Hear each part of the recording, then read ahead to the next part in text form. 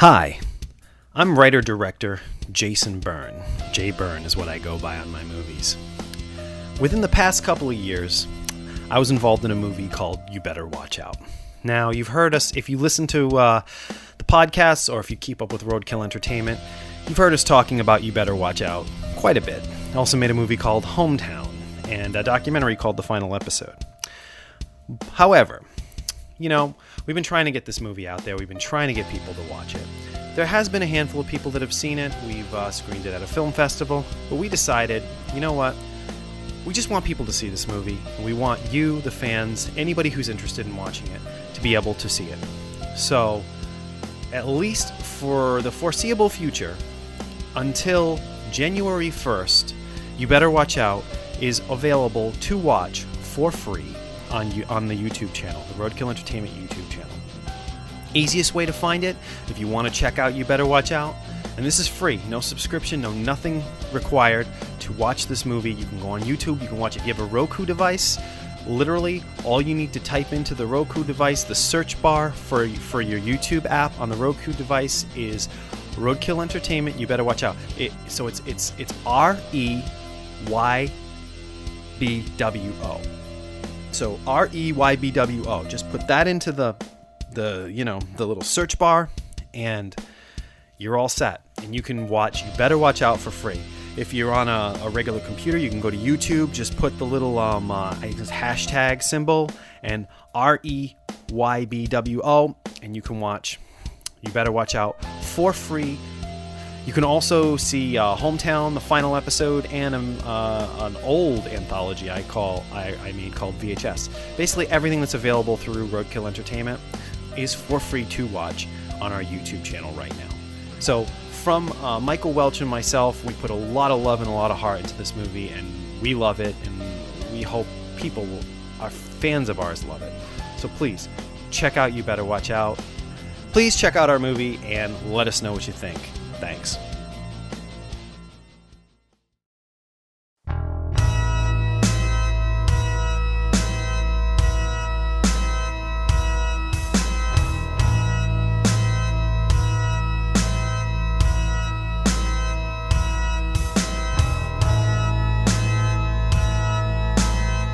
Hello and welcome to episode 18, the return of the Video Village podcast.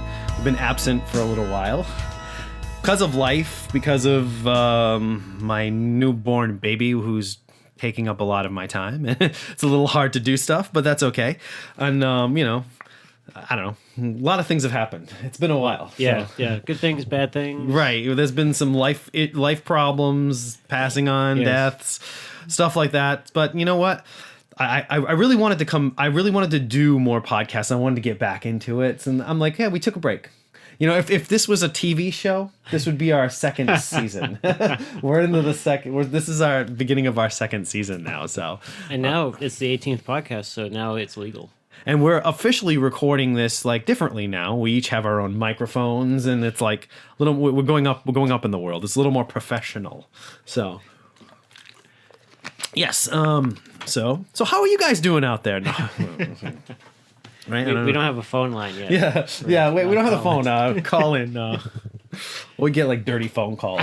Call in show, so it wouldn't matter anyway, right? But yeah, so it's been a long time. So, Mike, has there been anything that you have seen recently or within the past couple of months that's that you've enjoyed a lot, something that stood out for you that you'd like to talk about? Sure. Hey, you didn't even introduce yourself. Oh yeah, it's been for all our new listeners. Yeah. Okay, for the new listener out there, let's see. I'm Jay Byrne, of Roadkill Entertainment, and hey, I'm Mike Welch, also of Roadkill Entertainment. There we go. And Jay, did you want to talk about Nerdy Warts and everything? Oh, yeah, I probably should mention the fact that, if anyone's been looking at the Roadkill Entertainment page over the past, I don't know, couple of months, I've been doing a crazy, archiving, project where I decided that it was time to, I'm new to this site called Bandcamp, which I had actually didn't really know about. But of course, it's probably been around forever, and everyone else has known about it for a long time. But the cool thing about the site is that you can upload your music to the site in full, like, high quality, like full CD quality, and the person that goes there can download it in any quality they want. So they can either download it full CD quality, they can download it MP3. That's actually pretty cool. Like, and you can charge for it if you want. But I haven't been charging for everything. I've been putting everything up for free. You do still have to go through like it's like a checkout, like a cart checkout thing, but it's easy. You put in 0 for the amount that you're gonna pay, and then you just can download it. It's weird. Nice. So it's pretty simple. But so I've been doing this whole organizing thing where I've been going through and putting up all of our albums. There's so many fucking albums, but. So if you see stuff from Road Camp Records, that's Roadkill and Diamond Camp smushed together. Diamond Camp is my buddy Peter Lambert, and we've recorded music together for years. It's basically Nerdy Warts is the main band that we've done. Nerdy Warts has its own page.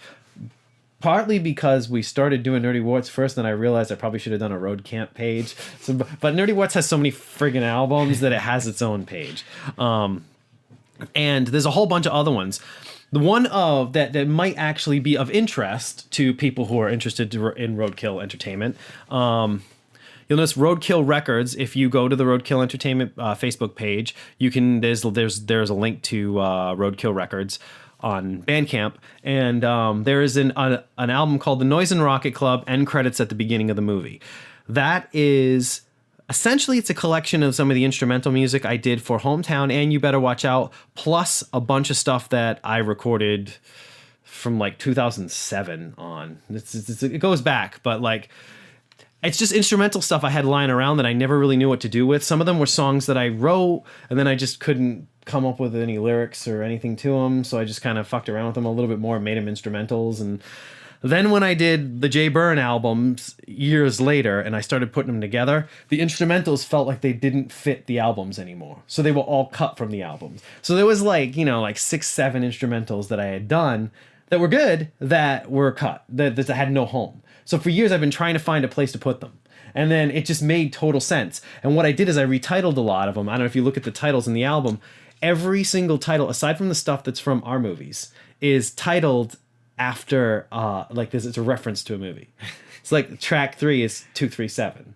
Okay, it's room 234. Actually, the song was originally called 234, I think. Because I actually literally called it the time that I finished it on the computer. It was 234. Like, okay, that's the name of the song. But because I didn't know what to call it. So I'm like, well, I'll just change it to 237 because then that gives it like a movie reference. Carousel, that's from Logan's Run. Let's see, a song called Burt Reynolds' Mustache. I think that's just obvious because it's just funny. Flight of the Winged Monkeys. I don't even know if I have to explain that one. John Locke's Hatch. It's a reference to Lost, but not that these songs have anything to do with those. They were just titles that I was coming up with at the time. The theme song, it's called Welcome Home from Hometown, which is the last song, the end credit from Hometown, was originally called Rosemary's Killer. That because I was calling them, naming them after like movies that I liked and stuff like that. But it's called Welcome Home from Hometown now because it actually is that from Hometown now. Yeah. It became something after all these years. But I mean, if anybody's interested, you can go onto the Bandcamp site. You can get it from Roadkill's Facebook page and download the music for free. It's all up there for free. We're working on a new Nerdy Warts album. We've done a little bit for it. We actually just finished a quote-unquote new Nerdy Warts album. It's our Chinese democracy, as I call it. It's an album we started recording like 10 years ago, and every couple of years we'd get together and record a song or two because Peter lived away from me. So, and then we'd record, and these songs were all in various states of unfinished. So we over the past, I'd say, couple of months now, Pete and I, through the miracle of digital technology, because we've been able to trade files over the internet. Like I would record my parts, I'd send him the tracks, he'd record some new parts, and so we actually finished up a lot of it's like 10 tracks, and it's this album called Mango Ave, Nerdy Warts Mango Ave, and it's finished finally. Literally today, I put together like the final masters of the songs, and Pete's got to work on the cover. But like I'm like, wow. We finished this album after like 10 years. Right. It's like, and we just kept putting it out in various forms. like random different, like it would be like 6 tracks. Originally it was called like the Mango Ave EP or something, because it was only like 4 or 5 songs that had been finished. But we went back and we added new tracks to those songs and like remixed them, and it was a project. It was a lot of work, actually. Yeah. I think one song, like, and normally, I mean, this is getting technical, but my studio recorder was 16 tracks, so that's how everything was always 16 tracks. We recorded with 16 individual tracks, vocal tracks, all this and stuff. So I had to take those, bounce them all down on, because it just has a CD burner in it, all onto the CD individually as tracks, bump them into the fucking computer, dump it into the computer software, and then we added more tracks to the songs. One song is like almost like 40 tracks or some shit like that. Peter just kept adding stuff, and I'm like, I was holding off that till like the last minute. I'm like, this is just scary. I'm like, I don't even know what to do with this mix, but it ended up working out kind of nicely, and it sounds really good. So yeah, and enough of me talking about my music, but yeah, it is part of Roadkill Entertainment, so it's me. Which Roadkill Entertainment is me and you now, and well, and technically Katie, but she doesn't really do anything to do with Roadkill, but she gets the credit for being part of it. No, she did stuff with the other movies and everything, but yeah. I was thinking going forward from this point on. I just want to say this so that people know. I don't really know if we miss a month, we miss a month. If for some reason we can't, I'm not going to like promise everybody that we're going to have an episode every single month, but I want to try to do it. Yeah. But if for some reason we miss a month because we're busy doing something else, we're going to be working on a new movie, we're going to be working on other stuff. Incidents has been pushed off, changed. It's becoming something else, and that's fine. That's totally cool. But just so people aren't wondering what's going on with Incidents and Roadkill Entertainment, well, there's another thing on the back burner right now, which I'm not even going to talk about, explain it, do anything, because then if we talk about it and that changes, then it doesn't happen. Right. Yeah. So you know what? We are working on something, and if this works out as good as it seems like it's going to, then it'll be something new.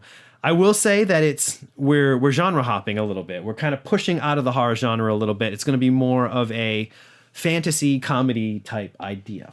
That's the easiest way to describe it. Yeah, I'm sure there'll be some horrific things. Oh, there's going to be some shit in there. You know, there's no way that it won't be. Right. It'll just happen. Right. At the end, it'll turn out more horror movie than anything else. But who knows, right? But yes. So wait, I lost my track of thought. What was with you? What did I start with? With what we've seen recently. Oh, okay, yeah. We can get into that. Wait, there was something else I was talking about though. Wait. Oh, you're just talking about more from the movie. Oh no, this is what I want to say. This I want to say. If we miss a month, we miss a month. And also, what I wanted to say is, it's Video Village and it's Roadkill Entertainment, and most of the time we talk about movies. There may be a few episodes here and there where we actually might veer off the movies a little bit, go into music or something like that. Because I don't know if you noticed that. So I was talking to somebody, friends. I'm not going to say who it is right now, but friends of ours that we might bring in podcasts to do maybe like a music episode where we can talk about like 80s metal or something and stuff that we grew up listening to. We can tie that to movies a little bit too, but I don't want to be so like it has to be about movies. If we want to talk about music that we liked growing up, then we can get into that. But that'll be for another episode, and that might be one of our upcoming episodes. But you know, I also like to do like a ghost hunting episode. People tell ghost stories and stuff. I want to veer off a little bit and just kind of, movies are great, and I want to talk about movies, and we always will talk about movies, but I almost feel it'd be kind of nice if we didn't just tie ourselves down to that and opened up because after a while you start to run out of things to talk about. So if we open up the field to, we can talk about whatever the fuck we want to talk about, then that's good. I don't know. What do you think? I'm fine with it. What do you think, listeners? Write in and really. Let us know. If you have ideas, please write. Not that anyone's going to, but if you have ideas, please write to the Roadkill Entertainment page. Let us know. People have written in before. We've gotten compliments on the podcast. Oddly enough, it's the one thing we've gotten compliments on as a podcast, so that's pretty cool. But anyway, all right. So now we're going to get into business as usual. And Mike, have you seen any movies or any movies that you'd like to talk about that impressed you, didn't impress you? What? Sir, yes, sir. Okay. The one that I would start with, what impressed me the most was it's out on DVD now and Blu-ray, but I did get to see one of the special, pre-release showings of Digging Up the Marrow. Adam Green. Adam Green's new film. I think it's his best work. I gotta agree with you. Yeah. I think it's a tie for me with Frozen, because Frozen's like I love is Frozen a fucking too, yeah. awesome movie. Yeah. But I do think it's definitely one of his best movies. Yeah, I mean I'm like after the movie I was really happy I didn't know anything about it. I didn't watch the trailer or whatever. So if you haven't seen anything, I'm not going to spoil it because I usually will tell some spoilers here, but in this case I'm not going to say a word. If you don't know anything about it, that's great. If you know a little bit about it, okay, but the less you know the better. Yeah. So it's called Digging Up the Marrow. Yeah. It's actually right now it's not available on Netflix or anything like that. However, it is pretty readily available like every Best Buy. So if you have a Best Buy in your area and you just you pick up random movies from time to time, you blind buy things. It did come out on Blu-ray. You can get the Blu-ray at Best Buy. It's got Ray Wise in it, which is friggin' awesome. Ray Wise just knocks it out Wise. of the park. Yeah, any big friggin' Twin Peaks fans out there, fucking Ray Wise. It's like a pseudo documentary. The only thing I can compare it to, and it's funny because Adam Green himself says that he didn't use this as a comparison to the movie, but the only thing that I can compare it to is like a documentary version of Nightbreed. But it's not Nightbreed, but there are elements of... there are monsters in the movie, so that's... Yeah. I mean, the artist who did the monsters, Alex Pardee, at the Q&A at the screening I went to, they mentioned Nightbreed, and he said he was absolutely influenced by Nightbreed. Okay, so then that makes sense. Yeah, okay. All right, so there is something there. And you may hear a screaming child in the background. Once again... Cameo. There's... my wife is out there taking care of her. I didn't just stick her in the other room. As I've said before, DSS, don't come after me. There's nothing weird going on here. That's right. Just being protected. Other than two men locked in a room together. That's right. Together. But okay. And you can also get Digging Up the Marrow if you want to support Adam Green directly. You can get it from his website, ariescope.com, ARIE scope. Which is a pretty cool way to do it because they usually they sign it and you can get a signed version. They have tons of merchandise. Actually, to plug other podcasts, that's the ones that I like listening to is a podcast called The Movie Crypt with Adam Green and Joe Lynch, which is probably oddly enough one of the top podcasts out there right now, supposedly. So that, and I also Killer POV is one I like to listen to. It's just movie related stuff. But I like to listen to Art of Wrestling from Colt Cabana. Oh, do you really? Yeah. Is this one you listen to? Any wrestling fans? Oh, cool, out there? cool. Yeah. All right. Yeah, he's very funny. Cool. All right, so let's see. Digging Up the Marrow is awesome. Yeah. Without giving too much of the movie away. Definitely worth checking out. It's kind of unique. It kind of fits into the found footage genre in its own way. I think if you were to compare it to anything else, I could compare it to a movie called The Last Broadcast. I don't know if you've ever seen it. Oh, yeah. That's kind of the closest thing that I could see stylistically that it fits with. It's like a pseudo-documentary. Funny thing is, can't even say fake documentary because there is real documentary stuff in the movie. There is, right. It's half of it's real and half of it's story. I don't want to give away too much. Maybe I'm giving too much away, but go into it with an open mind, and it's a really, really cool movie. I actually really enjoyed it. Yeah. I did. All right, I'll talk about this movie. Wait, can I tell a personal go ahead. No, story sorry, go ahead. About Digging Up the Marrow, last story? So, all right, so I watched Digging Up the Marrow a week and a half after my dad died. Okay. And that's where I've been for all these couple months, dealing with all that stuff. So, obviously that week and a half was god-awful, and I was, horribly depressed, et cetera, et cetera, et cetera. So I went to that screening. I had to get dragged to the screening. I wouldn't have gone. But as much as I love Adam Green, I wasn't ready to go do stuff. You just wanted to go, yeah. So I got brought to the screening. Happily so. Thank you, Jeff Rigo. And that was the only thing in that week and a half that totally took me out of worrying and out of my mindset. And that was the only thing I focused on was the movie. That's how good that movie is. That's awesome. Yeah. So check it out, people. Yeah, that's a pretty glowing review. That's pretty cool, actually. Yeah. But yes, no, I liked it a lot too, and I'm a fan of Adam Green's movies to begin with, and I don't want to say but see, I'm not the type of person where I'll just blindly go and I'll watch something because I'm a fan of that filmmaker, but if it's not any good, I'm not going to be oh well, I like that guy, so I like this movie. If the movie's not good, it's not good, right? And to be really honest with you, I enjoy the Hatchet films, but I don't love the Hatchet films. Like the first Hatchet is okay. Second one, actually the second one kind of is the one that stands out the least in my memory for some reason, and I like the third one. I mean, I don't like drool over them though. Like it's not like Hatchet. Yeah. Personally, I think Frozen was better than the Hatchet movies, and Digging Up the Marrow is a great fucking movie. Actually, I really like the movie called Spiral that he made with Joel David Moore. Joel David Moore. Yeah, that movie is really cool. Actually. Yeah, it is. But okay, so I'll move on to something else now. You can get Digging Up the Marrow on Blu-ray. Actually, it comes. I have the Blu-ray right here. It actually looks really good, and it comes with extended and deleted scenes, a documentary on the monsters in the movie, like how they made the monster characters and stuff. Audio commentary with Adam Green and the artist Alex Pardee, and cinematographer Will Barrett and actor Ray Wise. Oh, he's in the commentary. That's cool.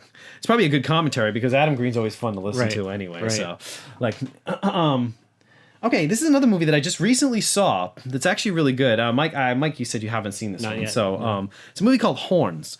And I had heard mixed reviews about the movie, and it was one of those movies where I kept sitting around, I kept seeing it on the shelf, and I kept going, I kind of want to see that movie, but then I kept hearing like kind of sort of off things. Then I was listening to that Killer POV podcast, and this one guy, Rob G, he calls himself Rob G. I'm not sure what his last name is, but he tends to like a lot of the same stuff I like the classic 80s movies and stuff like that. And he started, everyone else on the show was kind of like, it was all right. But he's like, I fucking love this movie. And he was going off on it. I'm like, okay. Like, I kind of trust his opinion because we have very similar tastes when I listen to the show. So I'm like, all right, I'm going to give it a shot. So I picked this up. It was like $10. The price just keeps dropping in the store. Like, it's going to be in the bargain bin very soon. Because it seemed like nobody's really watching it. Daniel Radcliffe plays the main character, which I think is what's turning some of the horror fans off, actually. I'm surprised because he's a good actor. He is really good in this movie, actually, and it's a very different role for him. This is no Harry Potter. Yeah. Like, this is a completely different role. It's a very adult role. And basically, the general gist of the movie is this guy, Daniel Radcliffe plays this guy whose girlfriend gets murdered, and everyone thinks he did it. And then he wakes up one morning with horns on his head. It's the weirdest fucking movie. It's kind of sort of comical, kind of horror, kind of drama. It's a mix of genres. And the horns have something to do with helping him figure out the mystery of who killed, whether it's him or somebody else or whatever. But it's a pretty deep story, and it goes from there. And it's very Stephen King. Actually, it was written by Joe Hill, which is apparently Stephen King's son. Yes. Right. Well, what's with the Hill? Like, just because he didn't want to use King? He didn't want to. He wanted to make a name for himself on his own terms. That kind of makes sense, actually, because I didn't know Joe Hill had any association with Stephen King until I read about it. And, so yeah, but you can tell that like it's Stephen King. It's a relative of Stephen King at times because there are elements that's very like it kind of like this backstory of the kids. And so you actually said you didn't read the book, but there's a backstory with the kids. But it feels very Stand By Me-esque and I like the movie. The movie was really good. You can get it on Blu-ray. Has a making of featurette. It's pretty damn cheap right now, and it's pretty much everywhere, like Target, Best Buy. It's popping. It's all over the place. But it's Horns with Daniel Radcliffe, and it's actually a really cool movie, and it's a very adult movie for Harry Potter. Probably doesn't want to be called that, but all right. You know what? I have some of these other things.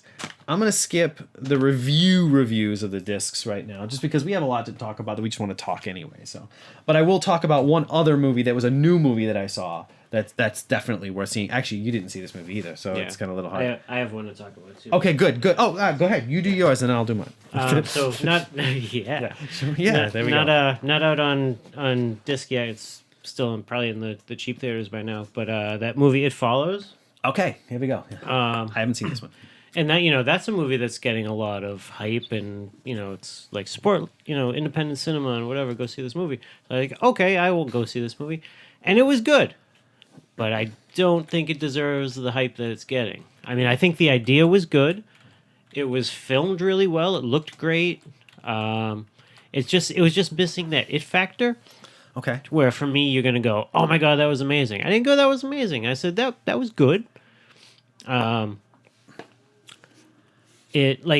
problem is that once the premise is explained to you, which is very early on in the film, I immediately, and I usually I can't figure out shit in a movie, and I'm happy about it because I'm always surprised. Right. But this one, I said, why don't they just do this? And then an hour later, they finally did this. And I said, well, okay, there it is. you know. So you kind of predicted where it was going to go. Yeah, and it kind of ruined some of the fun. And I didn't even feel like, okay, I predicted that, so that's great. It's like, to me, it was common sense. Why aren't you doing this? Why aren't you doing this? Right. That would have been the first thing I would have done. Okay. So so that I guess kind of took me out. But but nothing against the actors. The actors were really good. Yeah. The cinematography was great. Cool. The idea was really good too. Okay. It just missed that it factor. Okay. All right. But I still check it out. Maybe just don't pay a lot of money to see it. Okay, cool. Because I was going to check it out when it came out. Like Redbox it or something. Blu-ray or something. Actually, it's probably one of those movies that'll pop up on Netflix or something like that, like right away. Yeah. So it'll probably be easy to find if you have Netflix or whatever. Okay, I'm going to do one more, and then we'll get into our actual topic, because our topic is pretty broad. Yeah. To say the least. Right, because it's broad. Yeah, there's broads in it. Yeah. No, but it's very broad actually. But it'll be it's a good topic. But I'll tell you what that is in a minute. It's not porn. No, it's not porn. It's practically porn in some cases. That's true. In some cases, it could be. Yeah, just random. I saw The Babadook. And is it Duke or Duke? Do you know? Duke. Babadook. Okay. Yes. Right. And this movie is fucking great. This movie is awesome. And, I know a lot of people were saying that it was great, but, I never really know who to trust sometimes. And I'm like, all right. But I just... and not to sound ignorant, because I love foreign films, don't get me wrong. And there we go. They're coming to get us. Oh, it's the Ice Cream Man. Yes. I love foreign films, and but sometimes, like, I gotta be kind of in the mood sometimes to sit there and have to read a whole movie off the screen. And I know that sounds so uncouth to, like, the film lovers out there. How dare you say that? I'll admit that I will occasionally listen to a dub track just so that I don't have to read the movie off the screen. And I know the dub tracks are worse usually, but I'll go into it thinking that. I'll say, okay, well, it's probably better with the original soundtrack, but this way I can at least watch the image on the screen. Because come on, film is an image-based medium. So if you're standing there reading the subtitles the whole time, you're missing out on a lot of what's going on the screen. That's the way I feel. That's just my personal opinion. But I mean, I love a lot of, like, foreign films and stuff like that. So what had turned me off from this movie is I thought this was a subtitled film at first, and I'm like, all right, and I know it shouldn't stop me from watching something that's good, but it's not. It's an Australian film, and it's spoken in English, and the accents aren't even that thick enough to make it. So, okay, it's English speaking language movie. So that sounds so bad. I like how you just outed yourself, and you didn't even have to. I know, I just did. I made myself seem like an ass. But, like, I know. But that's what I'm saying. That's what was keeping me from seeing it right away. Is I was kind of like, well, I do want to watch it, but I don't feel like reading a movie off the screen. So it was one of those type of things. I mean, that sounds so typical American, but, like, and I love so many foreign films that I actually do watch that are subtitled. So it's like, it's really kind of pointless, my whole diatribe. I should just shut my mouth and go on with my review. But anyway. At least it's a positive review. It is a positive review. And I loved it. It was fucking awesome. And it's a great friggin' movie. And it's a hard movie to describe, but it's basically just about this woman and her son who live in this old house.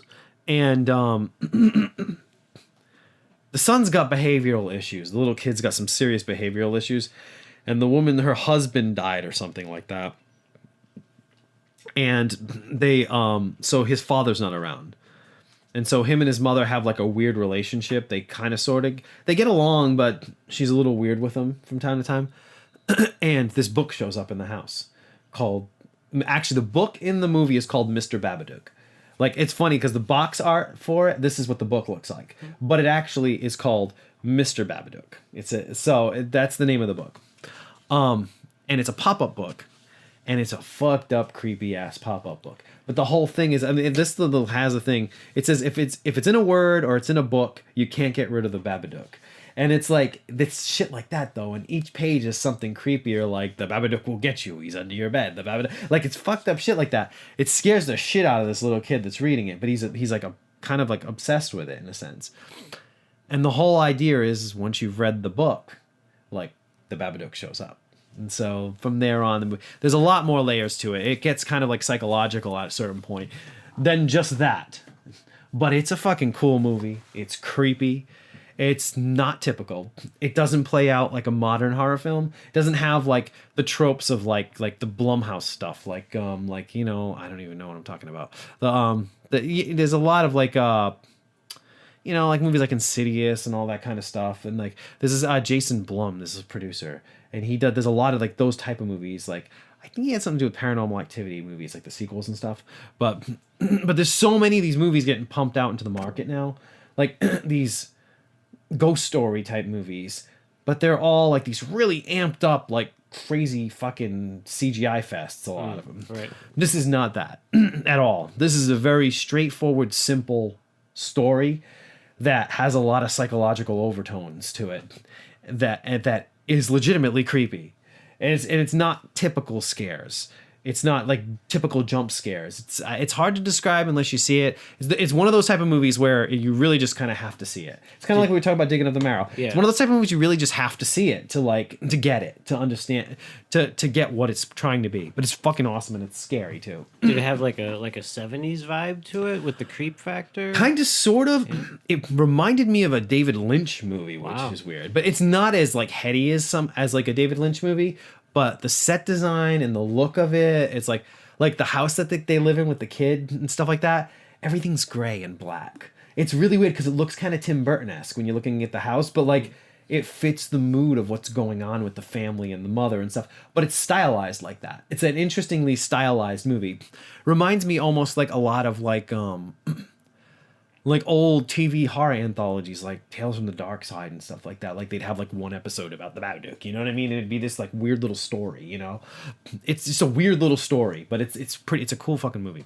It's definitely worth checking out if you haven't seen it. So cool. All right.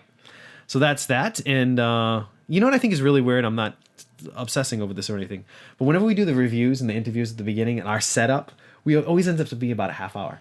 The first half hour, it's almost like the first half hour is our setup. It's almost always a half hour. It's weird. I'm looking at like the clock on the recorder now, and I'm like, wow, we're going up on a half hour. Now we're going into our subject matter. So, okay. And let me get a drink of water here. Okay, I have a definition here. I'm going to read this because this will kind of like explain our topic for the night. We're going to do exploitation films. That's our topic. Okay, the definition on Wikipedia that I'm looking at. This is the first time I've actually read it, so who knows what this is going to make any sense at all. Exploitation film is an informal label which may be applied to any film which is generally considered to be low budget. That's very, very broad. But and therefore apparently attempting to gain financial success by exploiting a current trend or a niche genre or a base desire for lurid subject matter. That's better. Sex, drugs, you know, that kind of stuff. Ninjas. That makes more sense. Ninjas, yeah, for modern exploit. The term exploitation is common in film marketing for promotion or advertising in any type of film.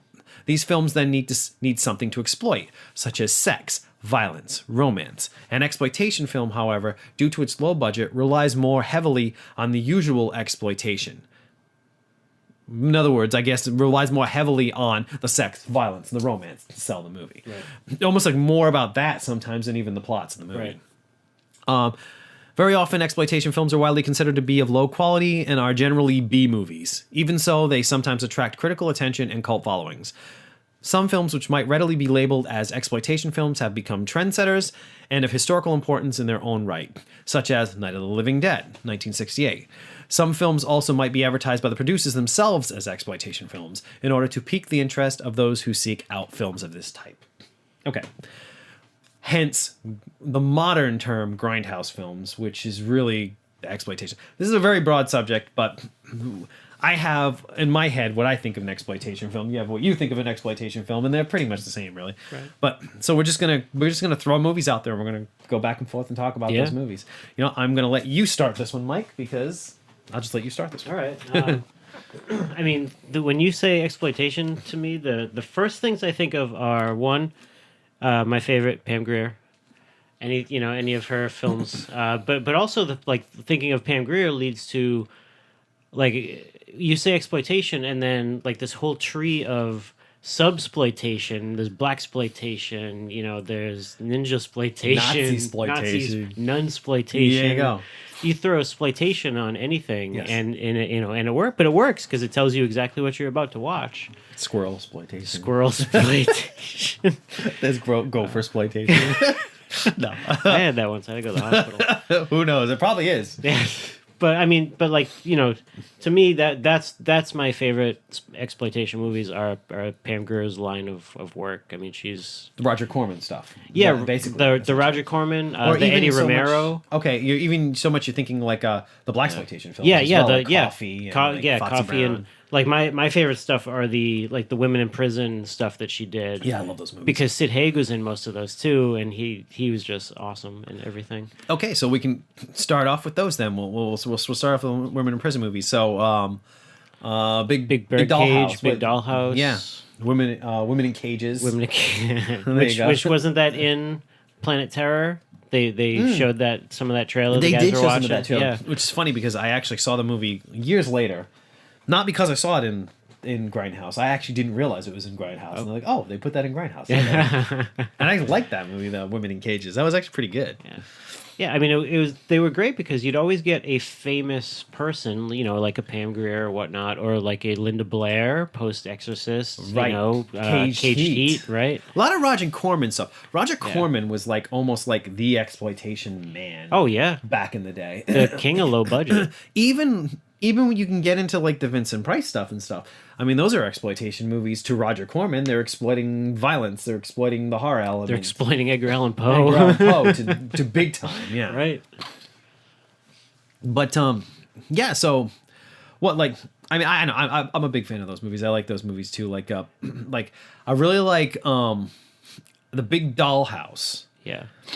I mean, because that's the first one. That kind of like it feels like the better movie out of the three. So let's see. What do we got here? Hello, folks. Sorry, we should have our information more readily available, but we don't. So screw you. No, Well, you'd have like 25 windows open if you put in every movie. yeah, right. So wanted it's to talk like about. just type it in as we need it, so that we can at least have some information up on the screen. Oh, here we go. Big Dollhouse, 1971. It was a Roger Corman production, directed by Jack Hill. Jack Hill, he's a man. Jack Hill also did Spider Baby, right? Yeah. Which Yeah. I like that movie too. And that's how Sid Haig got in it, because Spider Baby was Sid Haig, one of Sid Haig's first big like starring role or Yeah. co-starring roles. But Sid Haig's very first acting job was on a Jack Hill short film. Really? Yeah. Oh, that's cool. I love Sid Haig. Me too. And Sid Haig is in these movies. Well, actually, he's in The Big Birdcage. Is he in he's this in- one? He's not in The Big Dollhouse, I don't think. I believe he is. Is he? He's in all of them, right? Yeah, he's pops in up. Black Mama, White Mama. He's in Yeah. most of the Pam Grier, well, not most, but a lot of the Pam Grier ones he is in, especially if Jack Hill did it. So here's the plot, according to IMDb. Beautiful women prisoners are abused in a Philippine prison until 5 of them plot an escape by taking the evil female warden hostage with the reluctant help of 2 male fruit vendors. One of That's those, just yeah. 2 male fruit vendors. Yeah. That's a random description. But no, that's it. That's the movie. But it's a fun movie to watch. I like these movies, these women in prison movies. They're a little bit... All right. I don't even know how to describe it. Some people probably wouldn't care for these type of movies because just because of the half naked women in a prison. There's always some kind of lesbian sequence going on at some point in the movie. Although I will say these Roger Corman ones, the Big Birdcage, Big Dollhouse, Women in Cages, they're not as graphic as some of like the other exploitation. True. The ones that actually copied these movies got way graphicer, Right. graphic or whatever, More graphic. than these particular movies. But yeah, I love these movies. These movies are a lot of fun to watch, actually. Yeah, not much to say. Pam Grier, and she's awesome in all of them. It's great when you can watch an exploitation movie and see good acting. Yes, and because you don't really expect it, you expect a fun movie, but then if you get good acting, like Pam Grier's acting is always good. There's emotion in it. right. And then I see on the screen you got Switchblade Sisters. Awesome. Actually, I've never seen Switchblade Sisters. Man, Is that a good one? Yeah, it's so good. Oh, okay, It's, cool. You know, it's like a female gang. Oh, And, nice. and they're just badass. And they'll cut you. Awesome. No, but I like these type of movies too. And it's funny you say Switchblade Sisters.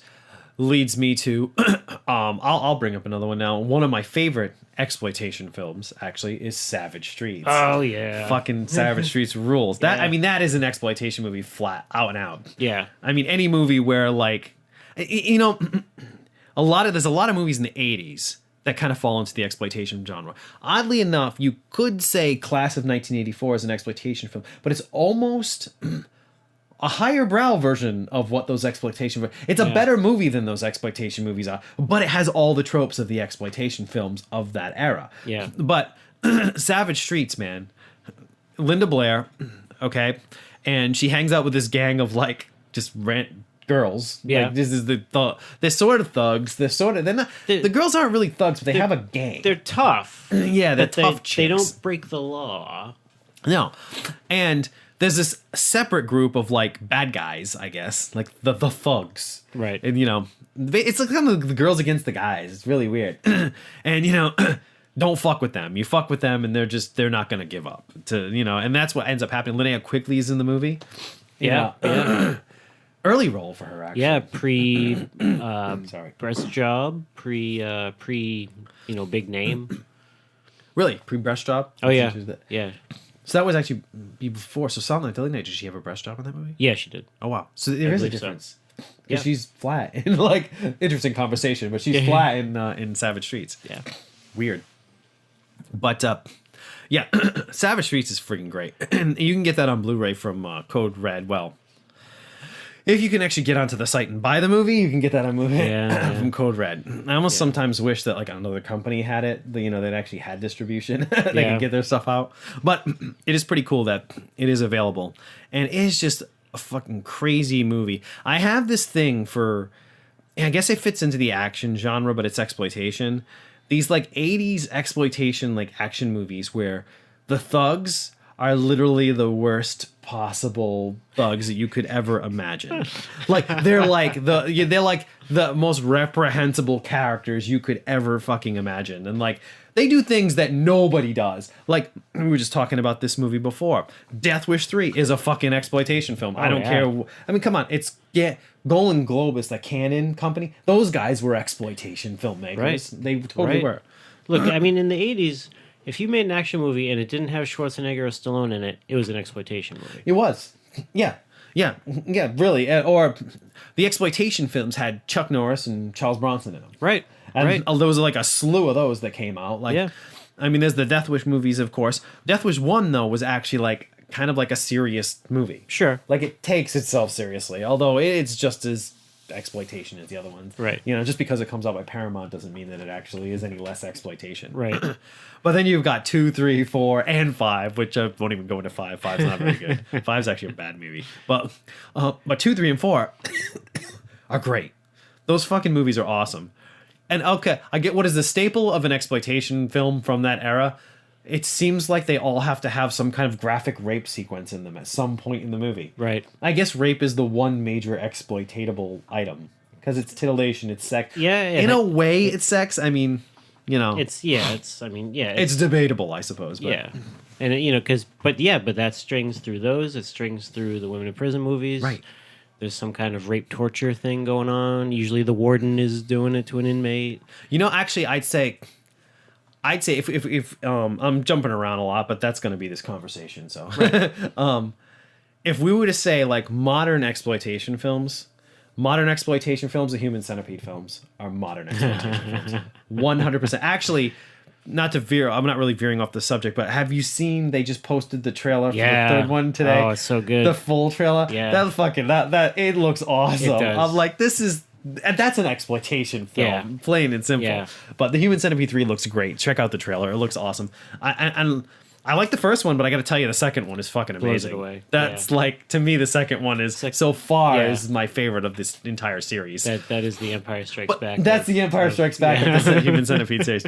But those are exploitation films, though, because like they're exploiting like they're exploiting like a graphic scenario for the movie. Really, that's what the whole movie is based on. All of them, really, of this centipede, the human centipede. I love those movies because each sequel exploits the one before it.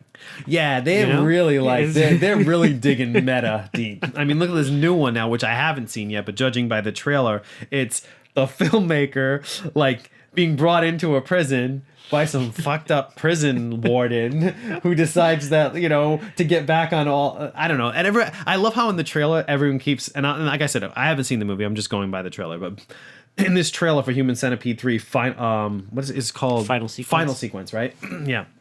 I love how they keep saying, like, they show the guy there. The guy goes, "It's 100% medically accurate," and he's like, and the fucking drunk warden is sitting there behind his desk, and he's like, "I don't want to sit down and talk to some filmmaker about his poop fetish." It's just the craziest fucking movies. Like this whole series of movies. It's the type of series of movies that you want, and I like how they had Tom Six sitting there with them in the thing, and the doctor sitting there. He looks, he goes, "Well, it is medically accurate," and Tom Six goes with that. Like this is kind of like wink, wink with this fucking like series of movies, and people wouldn't think that. People would like not look at the Human Centipede movies just because they wouldn't see the humor in it. But there's a lot of humor in the concept. Oh, there's so much humor. The concept in general is just hilarious, you know? But that's the thing about exploitation movies is there was so much humor in the storylines and you know, in the line delivery that people don't get. Like so many people, you'll say exploitation and they think, okay, boobs and sex and guns, but there's so much humor. Oh, yeah. In all of those films. Most of those movies are actually funny to a certain extent because either unintentionally or just trying to be campy, like the Corman stuff, like the you know, the big dollhouse, big birdcage. They intentionally go for camp in a lot of those movies on purpose, but it makes them entertaining, right? Because you're dealing with very lurid subject matter, but it's just funny and it's fun to watch. It's hard to say that. Like, okay, we were talking about, oddly enough, rape revenge movies kind of fall into the exploitation genre big time. The big one there would be I Spit on Your Grave, which is definitely an exploitation film. Although the filmmaker himself, Miyazaki, likes to call it some grand social statement. I mean, this movie has a 25-minute rape sequence in it. Yeah. So, I mean... That's about the most exploitation I've seen in an exploitation film ever. I mean, that's a rough scene to get through. Yeah, because there's no humor, you know. No, it's dead straight. It's just played straight. It's hard to watch. And maybe because of the datedness of the movie, or some of, like, you know, the acting is a little low budget, and some of the side characters. But most like the Matthew guy, the retarded, like the mentally challenged character. Retarded is an exploitation word. Oh yeah, see, I should say retarded because we're doing exploitation today. If I wanted to sell it, I'd be like, this retarded guy. No, I'm not gonna get into that. But seriously, I mean, I Spit in Your Grave is a tough movie to get through. 1978. 77, 78, depends on where you look at the year. Some places listed as 77, some listed as 78. I'm not really sure what year it really is. I've met the actress Camille Keaton, who's in it. She was at Rock and Shock, and she's freaking awesome. Yeah, she's a sweetheart. She's super fucking nice, and she's gorgeous. Yeah. Well, she was in like Italian movies before this. The funny thing is those Italian movies weren't available back in the day in the American market. So to the American audiences, she was only the lady from I Spit in Your Grave. Yeah. It was almost like it was her first movie, but it really wasn't. She was in a bunch of like giallo movies from Italy and stuff like that. And she's freaking gorgeous. Like, and it's a weird movie to watch though, because I got to tell you, as hot as she is, like as a, you know, person, as the actress is as pretty as she is, there's nothing titillating about. I mean, maybe that's just me personally, because I mean, I'm sure there's somebody out there that finds it titillating, but the 25-minute rape sequence, there's nothing tittillating about that at all. However, I will say, when she gets her revenge and she gets all like tarted up, she is kind of sexy when she's doing the revenge thing, just because that's on purpose. and you know that she has the upper hand, and you're Yes. rooting for her. Right, you're on her side, so it's yeah. okay. Right. It's that movie rides a moral ground that like is some people can't even get through that movie. Like I've known a lot of people that won't watch it, have tried to, they won't watch it, but it's a really good piece of filmmaking because I look at it as if you can elicit that kind of reaction from your audience, then you did something right. You know, I mean, yeah, it's easy to shock people, I guess. You can do crazy shit to shock people, but like there's some certain movies like that movie. I guess Last House on the Left would probably fall into the exploitation genre, but it's a little bit that's stretching it. I think. I don't know if it tried to be exploitation. It just kind of I think it ended up. Yeah, they were trying to make a graphic. Well, no, if you listen to Wes Craven and all them, they threw everything plus the kitchen sink into that movie when their script, so that it would just be this vile sex. It was an exploit to them. They were making an exploitation film. The company that picked it up, this company called Hallmark at the time, they pushed it into the exploitation realm with the ad campaigns. It's only a movie. It's like, you know, they. So that's like from 1972, Last House on the Left, which is a great movie, but some people have a hard time taking that movie seriously because of there's a tie together subplot with the cops. Yeah. And the cops are funny, I think. I think it's funny. But they're so campy that it's really weird to go from this like straight dead serious like assault on these two teenage girls in the woods. Yeah. That's like rough. That's like it really shocked people back in the 70s. Cut back and forth to like these like, you know, Keystone Cops. Right, with the banjo music. Yeah, with the banjo music. It's such a weird style, like hop. But I mean, but that's what these movies are. That's the exploitation genre in general. I'm any other. I mean, I'm got a million of them in my head. I'm sure. Yeah, got a ton. Go ahead, throw something out there. Well, I mean, you know, more styles of exploitation movies. There were, which I mentioned earlier. One of my personal favorites are the ninja movies. Ah, okay. See, this is good because I never really watched these growing up. Were you thinking like Enter the Ninja, like? Well, I mean, that's the thing is that like the ninjas are all popular now, but in the 80s they became really popular. Ninjas are popular now? Oh yeah, man. I mean, maybe a little less than a couple of years ago, but yeah, ninjas are. If you want to go to my store, I got buttons and stickers and everything. It's ninja Really? this, ninja that. Wow. But in the 80s, the ninja had a brief period of time where they were super popular, and that's when I was a little kid and I got totally into them. I have a ninja based tattoo and everything. That's awesome. I love ninjas. So, you know, my first ninja experience was Revenge of the Ninja. Okay. With Sho Kazugi, who was the ninja king. Like, if you made a ninja movie and he wasn't in it, you'd fucked up. It's not a ninja movie. But he was great. And I didn't realize at the time that was the second part of like a 3-part ninja trilogy, which none of them really relate, but it was Enter the Ninja, Revenge of the Ninja, and Ninja 3 Domination. Which has Lucinda Dickey from Yes, Breakin'. yes, I've never seen that movie, actually. Oh, it's so. I'll tell you about it. It's okay, good. So, Enter the Ninja, Revenge of the Ninja. They're pretty straightforward revenge films. Again, they're not really sequels to each other, but they are considered a trilogy. I don't. Okay, so they're not connected. They're not sequels. No, it's except for the fact that Sho Kazugi is in all three of them. Oh, okay. Yeah, right. And it was the same kind of production team, whatever. Okay. But the first two are great, straightforward revenge films. Especially Revenge of the Ninja. That's got a place in my heart. I just love it. They show all the tricks, the exploding bomb thing, they disappear, whatever, all the fights. I'm not going to get into all of it. You know what ninjas do. But then part 3 comes out, and they took a really weird turn with it. Sho Kazugi's in it again, but this is... They turned it into, like, instead of it's still a revenge story, kind of, but it's also a sci-fi horror fantasy thing. Weird. And, like, they took exploitation and they just threw in a bunch of other exploitation genres and said, we're going to make this big ball of exploitation.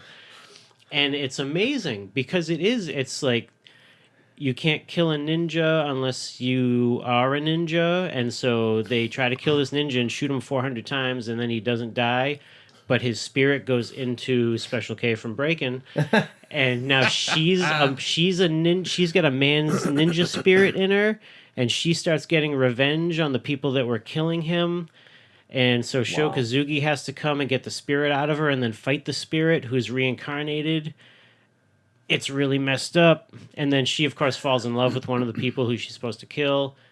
Highly recommend it if you want to see a good ninja exploitation movie. Good. It's Ninja All 3. right. Okay, good. Yeah, I'll I'll bring it over next time I think I have to see Ninja 3, The Domination. Yeah. I've been like, Scream Factory put it out. Yeah. And I've been like, I've seen it floating around, and I've held it in my hand and gone like, should I watch this? It's totally worth it. I'll bring it over. Oh, good. And also, Enter the Ninja, Revenge of the Ninja are about to come out on Blu-ray next. They are. I later know. this month or early next month. I think it's this month. I think that Kino company, Kino Lorber company, yeah. So that I'm highly anticipating those. That's awesome as well. Yeah, but those are finally all coming out. Yeah, a lot of those major company Golan Globus, the Canon films from the 80s.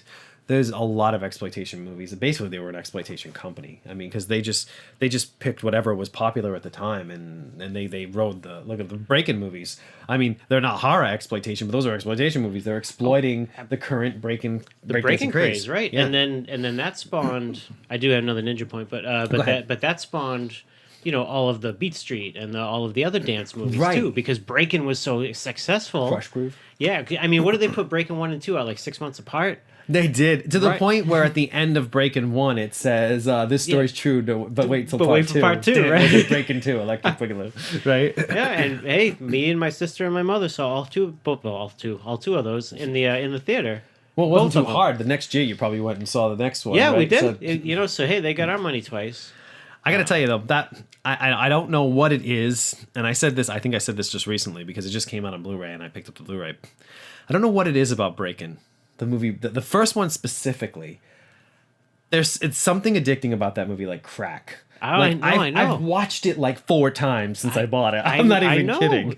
It's Ice-T in that bondage gear. I can't stop watching this stupid fucking movie. It's like somebody take it away from me. I can't shut it off. It moves so fast. It's a well-made movie. It is. It really because is. there's barely a plot. Right. But what makes the movie is like the dance sequences, and the way they made it is that they knew, okay, we're making this movie for the dance sequences, so let's not waste too much time on plot in between each dance sequence.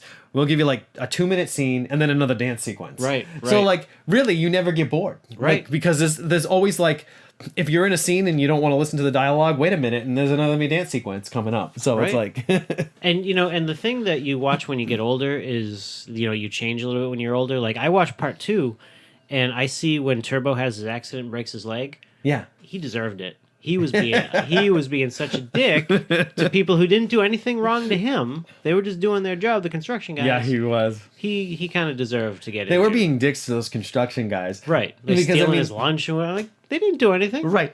The people that go after were like the corporate guys, the big guys, but the other people were just like city workers doing their jobs. Man, what a dick. And, you know what cracks me up about Breakin' 2? It's funny, we're talking about Breakin' 1 and 2, but they're exploitation films, so they fit the genre. This genre is so broad, like I said, we just bounce around. But the thing that kills me every time I watch that fucking movie is Breakin' 2 specifically, is the Pied Piper sequence where like at the beginning, like they just start dancing and then like everybody joins in and there's like 50 people dancing down the street to Miracles. Yeah. The dance. Yeah. Who would have known a ticket writing cop could all of a sudden bust a move? And it's funny because Breakin' 2, Electric Boogaloo. The best name ever, right? For a movie in cinema history. The music in Breakin' 2 isn't as good as Breakin' 1. True. It's funny, but it doesn't really matter when you're watching the movie, like because it's just.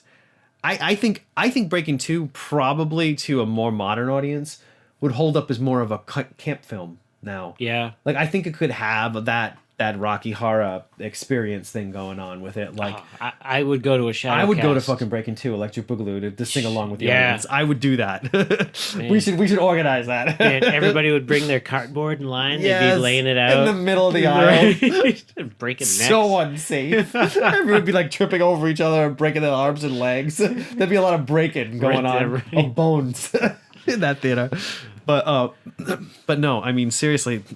I don't know, those 2 movies, and they just came out on Blu-ray finally in the United States, which is awesome. Yeah. I got a ninja point. Go ahead, back to the ninjas. So ninjas. So all right. So Sho Kazugi, the king.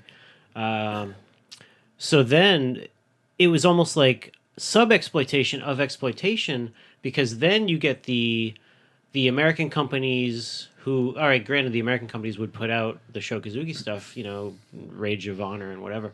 But now the American studios want to put American actors, and so here comes Michael Dudikoff. Oh, weird. And American Ninja, 1, 2, 3, et cetera, et cetera, et cetera. Right, those I've never seen those movies, but those are the ones I remember hearing about the most. Actually, I remember the other ones too. I kind of sort of thought they were all connected in some weird way. I didn't really understand. I mean, I guess they are part of a genre. Yeah, I mean, and the plots were pretty thin. They're all kind of revenge. Basically, that's what ninjas do. Is they get I revenge. probably like these movies a lot if I watched them. Oh man, they're so good. I'd be obsessed with the genre. But, I mean, American Ninja 1, again, like most starters, American Ninja 1's the good one, even though it's not really great, but it's good. Yeah. And then they get worse, but they get worse in the best way because it's still ninjas. But Michael Dudikoff is basically trying to be Sylvester Stallone. It's like the Rambo of ninja movies. Okay. And hey, that might sound like I'm putting it down. No, it's But great. that's great. It's go watch it. Well, there you go. Yeah. You just pushed us into another exploitation genre, the nomsploitation genre. Oh yeah, because there was a lot of that. The main ones being First Blood. First Blood was kind of like the serious movie, which I love. First Blood, it's a great fucking movie, but it's an exploitation movie at its heart. At least that one was based on a book, so right. It So had it had something going on. Rambo First Blood Part 2, which was the one that really kind of that was the popular one in the 80s that made a lot of money for that movie. But then you've got those movies, those are the higher tier stuff. Yeah. Then all these small companies were like, we got to get involved in this and make some non-exploitation stuff as well. Funny thing about it is I'm not sure if the Missing in Action movies came before or after. I think it was kind of during as well. Those movies are kind of like... I thought they were after. They're kind of like a riff on the Rambo movies of the time, which is Chuck Norris instead. But those are the exploitation movies, the Missing in Action movies. Like Missing in Action 1, those are great movies. They're a lot of fun to watch. I haven't seen the third one in a long time because it's not easily available right now. But it's called like Braddock. Yeah. Missing in Action 3 or something like that. But that's Chuck Norris. Right. Okay, so... I think everything Chuck Norris was in was an exploitation. Right, that was exactly what my point. Yeah, movie that man started was an exploitation film. Yeah, I mean, and he started probably about 150 movies. Right, how else do you explain Invasion USA except here's an exploitation movie? It was almost like Invasion USA is like the exploitation Red Dawn. I was just gonna say the same thing. It probably was intended to kind of like cash in on Red Dawn. Yeah, because that canon, like those Golden Globus canon, those guys. They were like the Asylum of their time, really, because they really just, and then like Asylum sucks kind of, but they were really that's what they were doing. Yeah. They would like something that was making money in the movie theater. They'd make like, one movie that would come out that would make a good, they'd make 5 movies of lesser quality that were that subject matter to make the equal amount of money. Funny thing is most of their movies are hold up better than even the main ones. Like, I love First Blood. First Blood's a great movie. Rambo First Blood Part 2 is a tough movie to watch when you're an adult. It just doesn't have the same excitement level as it did when you were a kid. Except when he coats himself in mud and hides in the rock. It's a little too over the top, but in a weird, in a very different kind of way. Like, I don't know, it's weird. But then again, like, put on like Missing in Action 1 or Missing in Action 2 and you can sit through that fucking movie like it's like easy, right? And it's entertaining. But here's the thing too, is about the exploitation movies of the past. Like, all right, the 70s stuff, you could see it in the drive-in, right, or in the art theaters, the quote-unquote grindhouse theaters. But then in the 80s, the exploitation movies were released in theaters. They were. Like, you can go watch Missing in Action, Breakin'. You could see all them in the theater. And those were like released in like major cinema chains. Yeah. Like they were everywhere. Yeah. Like, I mean, even in a small town like around here, like I used to go to this Harbor Mall Cinema in Fall River all the time. Like they had like Missing in Action 1 and 2 were there. Right. They showed the Breakin' movies there. Like all these movies played. I actually really want to see there's a documentary on Canon. On Canon, I want to see that I want too. to see the documentary on Canon because I mean they put out so many fucking cool movies in the 80s. They were like the low budget equivalent to the big studios in the 80s. Everything that the big studios did, like I said, they pumped out 3 or 4 movies for every one that the big studios did. And they made money. And they made money off of it. God bless them. So they're, and like nowadays, the exploitation movies, like all the sci-fi channel movies. Those are kind of like the modern like the equivalent of modern exploitation. And I would say like a lot of these B movies that you see floating around, it's like the DVD market that are made with like big breasted actresses and like, you know what I mean? Like, you know what I'm talking about? Like they're like sex. They're not really sex movies, but there's a lot of women in bikinis and they want you to think there's gonna be sex, but so you'll never go watch it, right? But there never is. It's just a lot of women in bikinis. Occasionally, you get a little bit of boob, a little bit of tit or something like that, and they're always like they're almost always like sci-fi knockoffs, like science fiction knockoffs.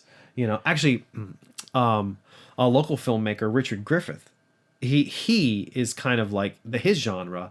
Oh, he's done some stuff outside of that genre, which is actually quite good. I've liked. He's a good filmmaker. He's a good filmmaker. Yeah, but he makes a lot of exploitation films. Like that's almost like his thing. He makes a lot of these, like like the Disco Exorcist and like movies like that. Right. Those are exploitation films, modern exploitation films. but admittedly so. He does it on purpose. Yeah. Like he's not doing it like he's not making these movies and they're just being found that way. No, he's making movies like that on purpose. Right. These are campy movies. Right. Made to be campy. Like, God, there's just so many. It's like I'm like, let's see, you did the ninja movies.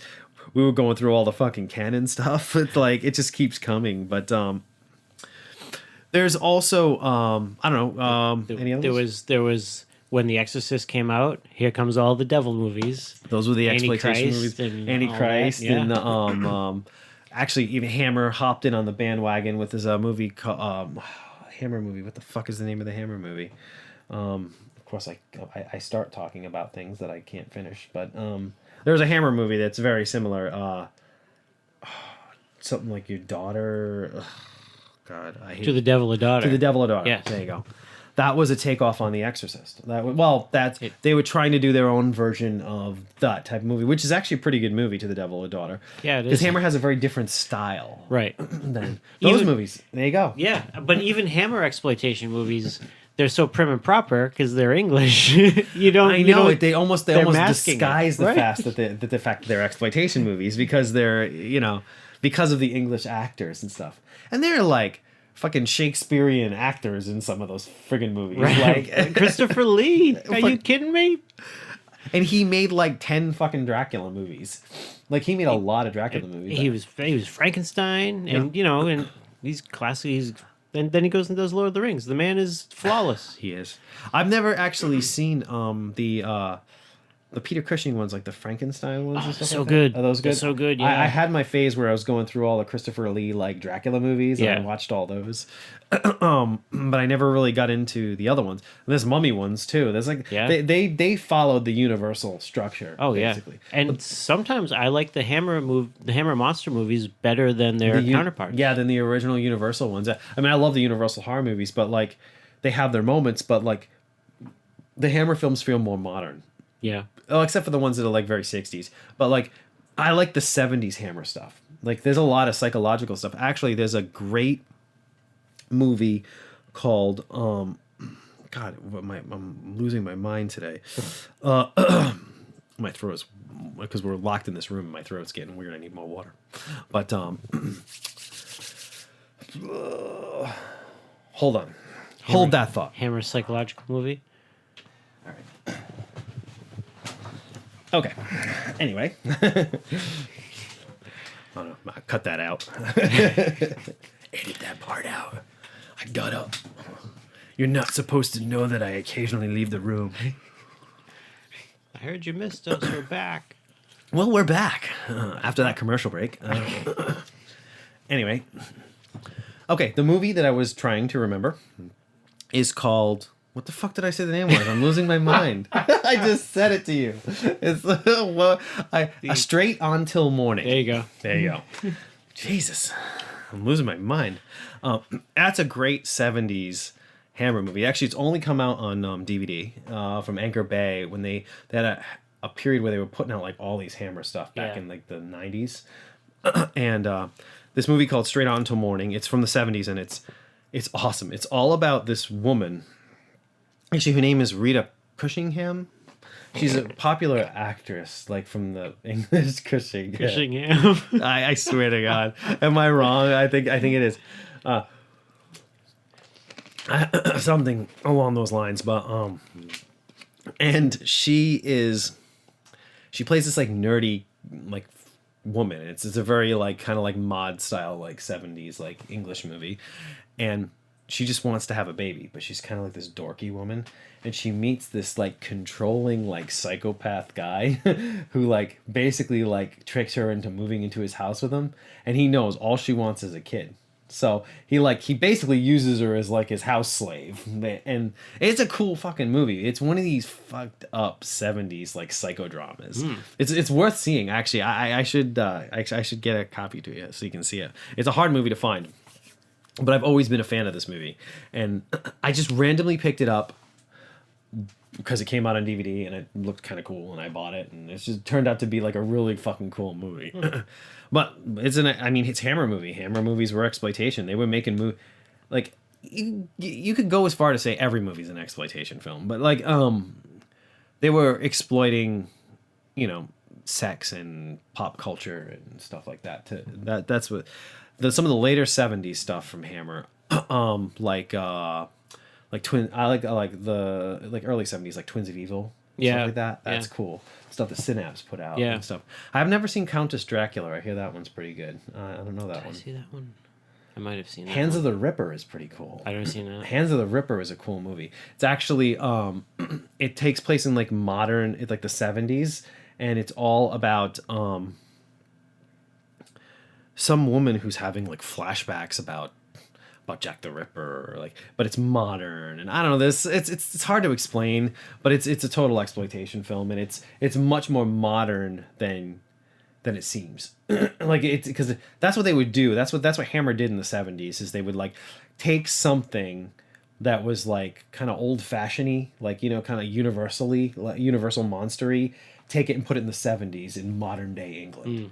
And that's what a lot of those movies... And I actually kind of like the ones where they took the idea and put it into the modern day 70s England instead. But, yeah, there's tons of those. Well, I don't know. What do you got? Looking at that. So here's a question for you. Mm-hmm. They made exploitation movies and they tried to, say, modernize it, for the time. Now, looking at that criteria, do you consider America Werewolf in London an exploitation movie or not? That's a pretty good point. Because they did the same thing, but I don't really look at that as an exploitation movie. Even though it's John Landis. If anybody makes an exploitation movie, I could see John Landis. Yeah, John Landis would be making an exploitation movie. Actually, I think if I was to look at John Landis's career, Kentucky Fried Movie is definitely an exploitation film. But that's exploiting the kind of like the Saturday Night Live trend in a sense, like of the time, like the skit show idea, like SCTV and stuff like that. Like they were trying to do their own version of that, and there's fake exploitation movie trailers in it. Sure, like Catholic schoolgirls in trouble or whatever. I love that. Yeah. Wait, was it Linda Chafers recreates her classic role, and you see her rolling across the ground back and forth. I don't know. It's just that movie. That movie has one of my favorite all time like quick little gags in it. And if I could take this just as a split second, it's like 30 seconds of film, and put it before every single movie that ever shows in any movie theater, I would. It's the popcorn you're eating has been pissed in, film at 11. And it's like a news report, they show the guy. That cracks me, that kills me every fucking time I hear that. I love that movie. But I have two things that came to mind while we talked about that. The short one first. So now there's a style of exploitation movie that's a shitty sequel to a popular movie where you change all of the cast except maybe some supporting characters. I'm looking at you, Grease 2, as much as I love you. I know you're exploitation. Grease 2 is an exploitation. It is, but it's one of my favorite movies of all time. I love fucking Grease 2. But there's that too. Is a cash grab for a sequel that you just take out all of your major characters, your and your actors, right, and basically almost make the same movie over again. Yeah, because Grease 2 is pretty much almost the same exact movie as Grease, but it's just it's a different group of characters doing the same shit, Right. but different songs. Yeah, it's different songs, and okay, he writes, it's more motorcycle bad boy based in this one. Okay, so here, all right. Well, let's get really out there, okay? Now, this is a very well made movie, and I love this movie, okay? But Psycho 2 and Psycho 3, are those exploitation films? Like, I mean, by the standard definition, yeah. I mean, because come on, 22 years later, they made a sequel to Alfred Hitchcock movie, Right, which right. was for its time, kind of an exploit. Well, Alfred Hitchcock was a serious filmmaker. Yeah, so, he was. So that wasn't an exploit. It had exploitative elements in it, but it wasn't an exploitation film. But in the 80s, during like the slasher horror craze, they decide, okay, we're going to bring Norman Bates back. Sure. Funny thing about it is Psycho 2 is a bit more straightforward, and I really like Psycho 2 a lot as a movie.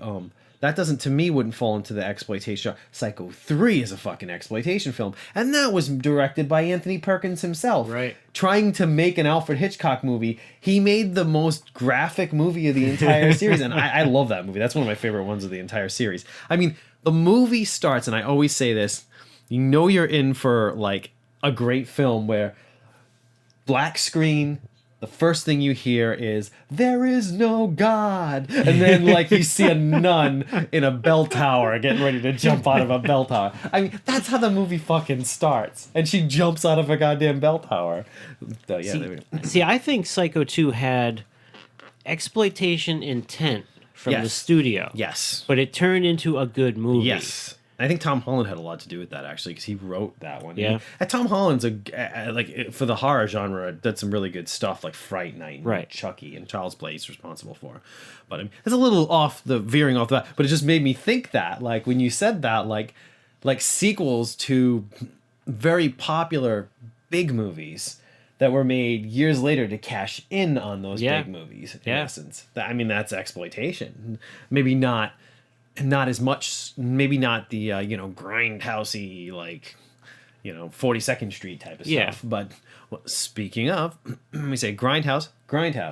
Let's talk about Grindhouse. All right, like Grindhouse was an exploitation film, 100%. They tried to make an exploitation film. Yeah, they wanted with the fake it that trailers and everything, like, for that movie. And Grindhouse is a great fucking movie. Yeah, like I think at times it becomes more of a, like, Robert Rodriguez's story becomes a Robert Rodriguez movie, and Quentin Tarantino's story feels more like an exploitation film than Robert Rodriguez made a cool movie with the Planet Terror. Yeah, I mean, that's just crazy violent, but it falls into Robert Rodriguez territory where, like, you get to a certain point in the movie and it just turns into an action movie that just goes on and on and on and on and on. And I like some of his movies, but I'm more on the Quentin Tarantino camp than the Robert Rodriguez, but I totally respect him as a filmmaker because of the way he does his shit. Sure. Like 100% independently on his own. It's awesome.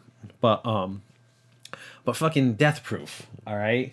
You got Kirk Douglas, a stuntman Mike. Russell. Yeah, Kurt Russell. Hey. I would love to see Kirk Douglas do that role. Good point. Kurt Russell, sorry, Escape from New York, Kurt Russell. That's right. Stuntman Mike, and he's like a kind of like a sexual sadist going around getting off on the fact that he's running people over. Yeah. Like, and the last, what I love about that particular story is the last, like, say 30 minutes of the story is a classic balls to the wall 70s style car chase movie. And it probably outdoes most of the 70s car chase. That last car chase, that final car chase in Death Proof, is fucking awesome. Yeah. Like, it's an awesome sequence. And it's shot in the same areas where they used to shoot a lot of those car chase movies from the 70s and stuff like that. I don't know. And there's a whole other exploitation genre, is the car genre. Like the race car movies, like, from the 70s and stuff. The Dirty Mary, Crazy Larry. Yeah.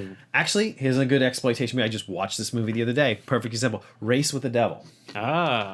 Peter Fonda. Yeah. What's her name there? Loretta Swit from MASH. From MASH, yeah. And who was the other guy that was in it? I forget his name. He's popular at the time.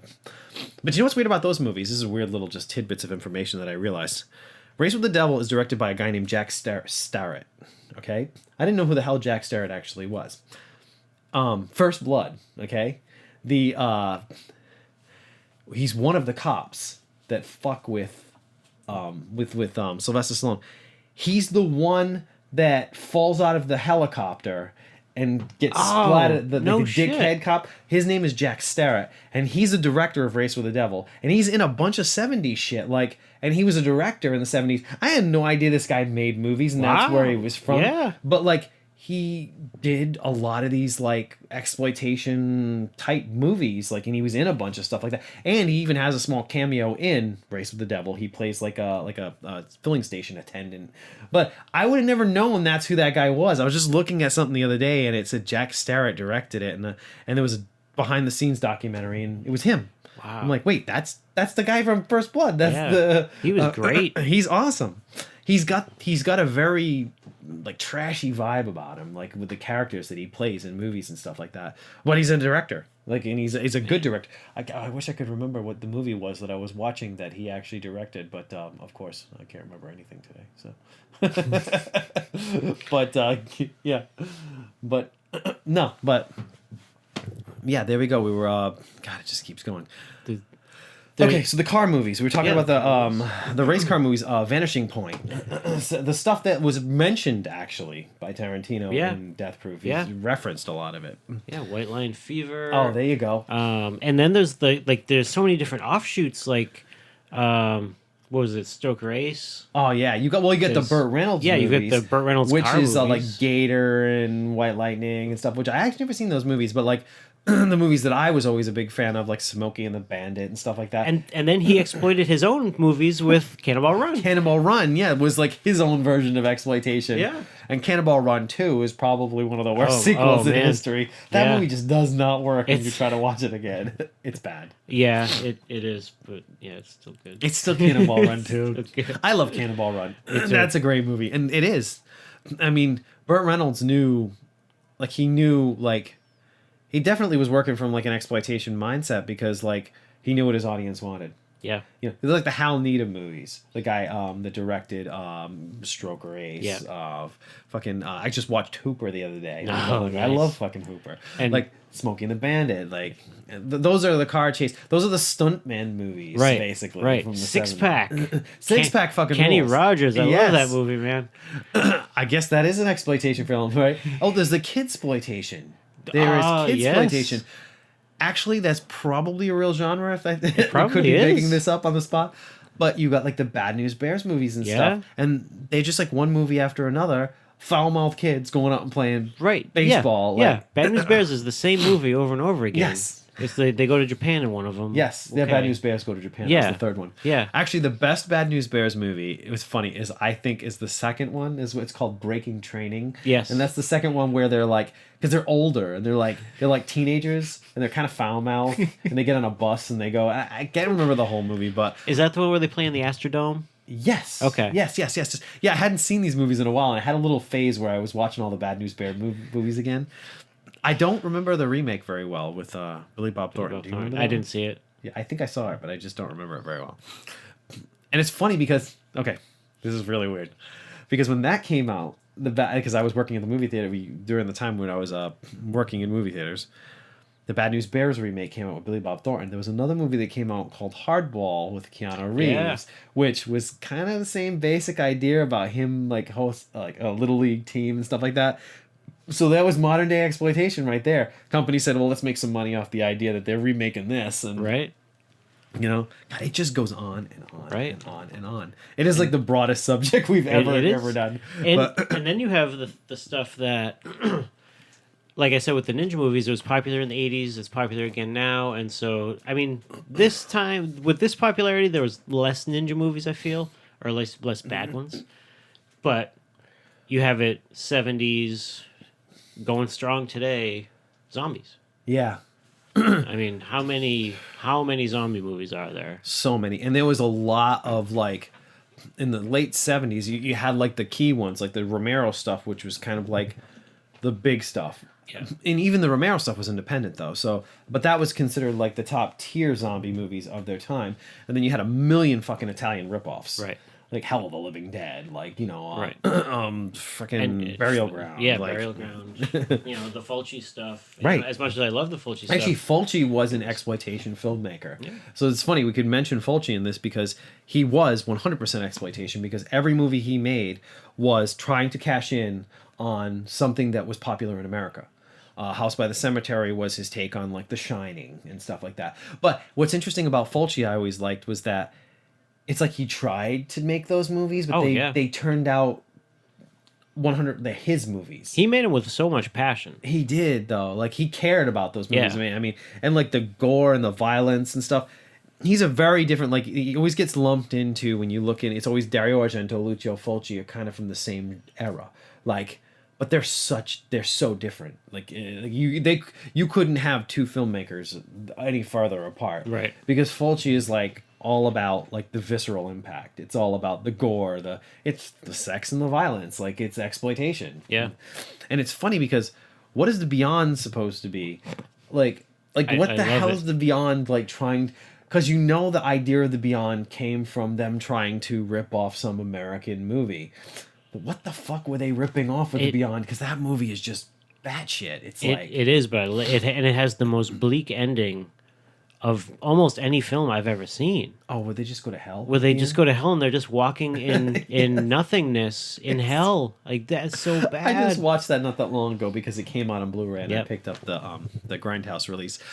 And I remember watching it, and when the movie was done, I looked at my wife Katie and I said something like, that is either the worst ending I've ever seen or the most brilliant ending I've ever seen to a fucking movie. Because you get to the end of the movie and there is like you were saying, there is a sense of nothingness to the end of that movie that really describes the whole fucking movie. Like, you get to the end and you feel like I've sat here and watched absolutely nothing for 90 minutes, but yet it somehow wrapped itself up in a neat bow. Right. It's brilliant. It's brilliant. Yeah. I don't really know how to describe it any other way. Like, that is the most divisive movie of Fulci's career, I think. He's made so many fucking movies. It's hard for me to... Of the big four that he made. Of the main four. Yeah. Yeah. City of the Living Dead, House of the Zombie... House by the Cemetery. Yeah. House on the Edge of the Park, which is another exploitation film. An awesome movie. Which House is a on the fucking Edge of- amazing yeah. movie. There you go. Okay, Ruggero Deodato. These are Italian filmmakers, but they were definitely making fucking exploitation movies. And David Hess. Because they were exploiting the success of Last House on the Left by bringing David Hess over to England, and they were putting him in these other movies like A Hitchhike. Hitchhike is a great fucking movie. I love it. That's a great... that one takes itself a little more seriously, Hitchhike. Yeah. It's more of like a straight action crime drama. Yeah. But House on the Edge of the Park is just a trash fest. That movie... That's one of those movies that's hard to defend. Like, there's some movies that are hard to defend. I love it. Like, to an outsider, if you're trying to say why you like something, there's no reason other than just you think it's filthy and you think it's just fun to watch. It's House on the Edge of the Park. It's a trashy fucking movie. Honestly, if you said to me, what David Hess movie do you want to watch? Everybody, is going to think first, he's going to pick Last House on the Left. Right. And I know that's your movie. Oh, yeah, and I do. But I love House it too. on the Edge of the Park, though. But I would pick either Hitchhike or House on the Edge of the Park first, depending on what my mood is. Yeah. Because, all three of those movies are just gold. Yeah, they're gold. And Yeah. they're considered like, and it's funny because David Hess always considered that like his trilogy. Like, his trilogy of like 70s movies was Last House on the Left, House on the Edge of the Park, Hitchhike. Yeah. Those are the three movies. He said he kind of like the Krug trilogy. He's like where he's basically playing Krug. He really is. Because come on, in House on the Edge of the Park, he's Krug. Yeah. Yeah. He's just he's a disco Krug. Yeah. He's disco Krug. And he has the best death scene of any of his films. His best death scene is in House on the Edge of the Park. Oh wait, in the With pool, the- the slow motion, yeah. going into the pool when he gets shot. That's great. And it's what the hilarious thing about it is, I don't know what Ruggero Deodato was thinking he was making in the 70s when Cannibal Holocaust. I mean, that's the ultimate fucking exploitation film. Like, what was he thinking he was making a serious cultural statement when he was making that movie? Because he acts as if he thought he was doing that. But he looks back on it now like maybe I went a little too far, you know, because Cannibal Holocaust is a rough fucking movie. Right. I mean, it's a great fucking Any movie. of the cannibal movies is rough. Oh, cannibal! There's a genre. There's a fucking There's- exploitation genre. There we go. Yeah. The cannibal exploitation movies. There's Cannibal Ferox. A lot of those stemmed from the Italian genre as well. A lot of, but I mean, those Italians were making fucking. They were up there with fucking Cannon. Oh yeah. With the friggin' exploitation films that they were churning out in the 70s and the 80s. Yeah. A lot of them we didn't get to see until later because they weren't available as easily in the United States. But these movies did play in the movie theaters. We were too young. I mean, it was a different era Right. for us, you know what I mean? But they did play in the regular theaters. But yeah. But it's funny when you hear Ruggero Deodato talk about Cannibal Holocaust now because it almost seems like he's kind of embarrassed by the movie, but he's embraced the fact that it has a cult following, so he almost has to accept it. Yeah, you know? yeah. You know, he's not going to say no to your $20 to Right. his autograph about it. You know, Exactly. Well, nor would I. But he's funny because I met him at Rock and Chalk, Yeah. right, when he was there with David Hess, and he barely gives a shit when you talk to him. Like he's a weird fucking guy because it's like he's friendly, but he's all about my friend Liza was with us and she's a good looking woman and he's all about just checking out the chicks. That's all he's fucking doing is like He can barely speak English anyway. Yeah. I looked at him. I said I really liked Cannibal Holocaust, and he looked at me, kind of stink-eyed me a little bit, and then looked right back at my friend Eliza and started checking her out because she was like flirting with David Hess, and I'm like, okay then. And then I had a picture taken with him, but like he like barely paid attention to the fact that I Right. was even standing there. Like I was like, okay. I'm like, you made fucking Cannibal Holocaust, motherfucker. You killed real animals on film. That is the ultimate in exploitation. Right. That's like a snuff film. That's animal snuff. Right, because that that brings it back to like the rape stuff is like both are so hard to watch. Right. I don't want to watch either of those things. But there's just so many. I mean, we've gone through a lot of them. I mean, I don't know. You got anything else? Or? We didn't talk about the Australian Ozploitation Okay, movies. we can go to that a little bit. Yeah. we didn't talk about Nazi exploitation. Oh Jesus Christ! There's so many exploitations. Right. All right. Well, let's skim the surface on those a little bit, and we'll get the Aussie exploitation stuff. I haven't seen a lot of those. Nor have I. There is a what's that documentary? There's a documentary, about it? Yeah. but I've seen the documentary. It's So have I. I can't think of the name Not of it. Quite Hollywood. Not Quite Hollywood, Yes. which is a good documentary. It made me want to watch a lot of those movies, but they're not easy to get your hands on. Well, Mad Max. Mad Max is which is funny because now with the sequel coming out, Yeah. which actually looks really fucking good. I Yeah, think. yeah, it does. A lot of practical effects and car chases. I'm like, that's pretty cool. Basically, from what I've read, the whole movie is one giant car chase from like beginning to end with crashes and explosions. I'm like, okay, but that's a Mad Max movie though. Yeah. But the original Mad Max was a total exploitation film. It was like an Aussie exploitation film. I mean, yeah, Mel Gibson's in it, but like. Mel Gibson was nobody. It was like a fucking backwood whatever when he made that movie. It was like their car chase movie. Yeah, You know. right. It was their car chase movie. They tried to give it like a post-apocalyptic feel. But the funny thing about Mad Max is they're always thought of as a post-apocalyptic genre. But the original Mad Max is barely post-apocalyptic. When you watch it, they just wear funny costumes. It's just in the Australian outback, and they've got weird costumes. That's all. That's about as far as the That's where the budget post-apocalyptic would thing go. goes. Yeah, right. Because that's the budget they had. But I mean, the car chases are fucking nuts in these Yeah. movies. I mean, they did some crazy shit. The filmmaker, the guy who directed, his name is George Miller, who's done all of them, including the new one. I would just imagine the only reason Mel Gibson is not in the new movie is because of the physical aspect of it. Probably. Because I mean, those movies were pretty physical, Yeah. even back in the day, and like, I think as an older gentleman, I probably be like, I can't fucking do that anymore, dude. We want to jump off a moving car and like, But the new one is funny too because it's not really an exploitation movie. Because it's going to be major actors, major cinemas releasing, Right. but it kind of is because they're still playing off of the originals. right? Because it's not a remake. No, it's not. No. Because you went with like Mad Max and Mad Max 2, or The Road Warrior as it was called. And most people know it as The Road Warrior, but that was the title it was given in the United States because I always remember the story that they said that Nobody knew Mad Max in the United States because it wasn't popular here at all. So they figured, well, this is a good movie. So their idea was, let's remake it and just give it another title. But it technically was a sequel to Mad Max. In a way, other than the fact that Max just keeps going on and on and on, because it's a very loose thread between all those movies, really. Yeah. But those two fall into exploitation category, the first two.